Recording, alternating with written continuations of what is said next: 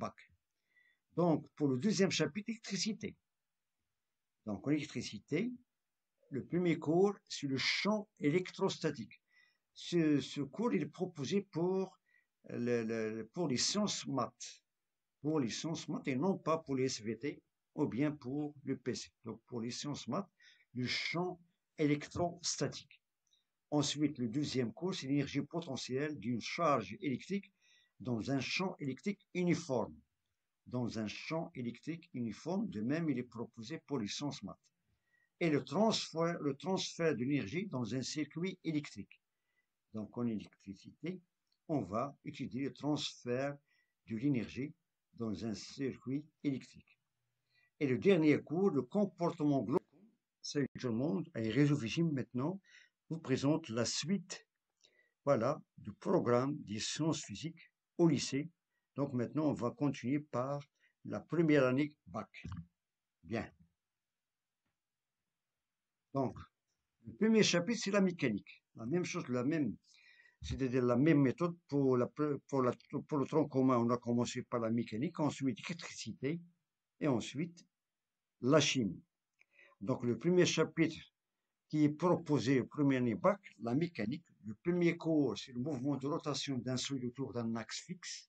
Donc, on va étudier maintenant le mouvement de rotation. Donc, il y a une différence entre le mouvement de rotation et le mouvement de translation qu'on a vu précédemment. Donc, maintenant, le mouvement de rotation d'un solide autour d'un axe fixe. Le deuxième cours, c'est le travail puissance d'une force.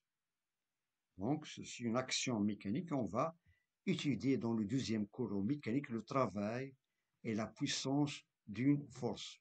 Le troisième cours, le travail et énergie cinétique. Donc, le travail et puissance. Maintenant, travail et énergie cinétique. Ce sont des grandeurs physiques. On doit différencier pour comprendre ce concept. Le quatrième cours, c'est le travail et énergie potentielle du pesanteur. Donc, il y a une différence entre énergie cinétique et énergie potentielle du pesanteur. Donc, on va étudier ça dans cette année. Le cours suivant, c'est le travail et énergie interne. Travail et énergie interne. Ensuite, on a l'énergie thermique et le transfert thermique. Donc, l'énergie thermique, cela veut dire qu'il a un rapport avec la chaleur. Et le transfert thermique, comment se transfère cette énergie d'un corps à un autre. Ce sont les 6 cours du premier chapitre en mécanique proposés pour la première année bac. Donc, pour le deuxième chapitre, électricité. Donc, en électricité, le premier cours, c'est le champ électrostatique.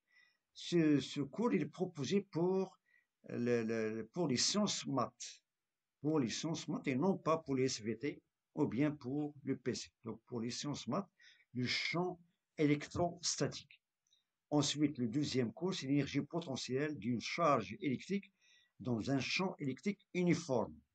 Dans un champ électrique uniforme, de même, il est proposé pour les sciences maths. Et le transfert de l'énergie dans un circuit électrique. Donc, en électricité, on va étudier le transfert de l'énergie dans un circuit électrique. Et le dernier cours, le comportement global d'un circuit électrique. Le comportement global d'un circuit électrique. Ce sont les 4 cours essentiels en électricité proposés pour la première année bac.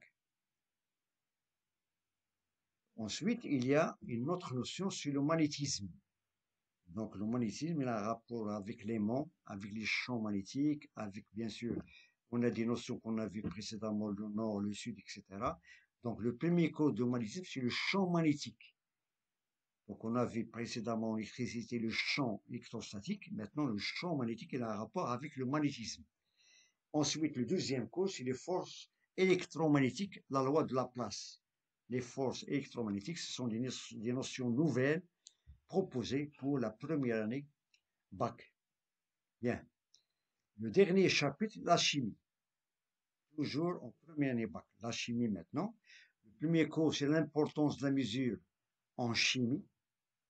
Lorsqu'on veut mesurer, par exemple, n'importe les grandeurs, concentration, la quantité de matière, etc. Donc, il y a une certaine importance qui est proposée en chimie.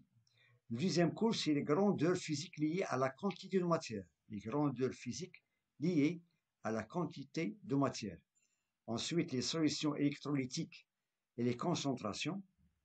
Il dit électrolytes, ce sont des solutions qui sont conductrices. Donc, ce sont des solutions conductrices et leur concentration. Ensuite, il y a le suivi d'une transformation chimique. Donc, lorsqu'on a une transformation chimique, cela veut dire une réaction. Donc, on va faire le suivi de cette transformation chimique. C'est-à-dire à l'instant t égale à 0, dans le cas où on a des concentrations des réactifs, et on va suivre cette transformation chimique au cours du temps, jusqu'à l'état final. Ensuite, le cinquième cours, c'est la mesure de la conductance. La conductance est une grandeur qui est différente de la résistance. Donc, c'est l'opposé de la résistance. Bien. On a ici la réaction acido-basique. Donc, la réaction entre un acide et une base. Les conséquences l'acide qu'on a vu dans le troisième année collège, qu'est-ce que ça veut dire? C'est une solution qui a un pH qui est inférieur à 7. Par contre, une solution basique, c'est une solution qui a un pH qui est supérieur à 7. Et maintenant, on va faire des réactions entre un acide et une base. De même, on va faire une réaction entre un oxydant et un réducteur, qu'on appelle des réactions d'oxydoréduction.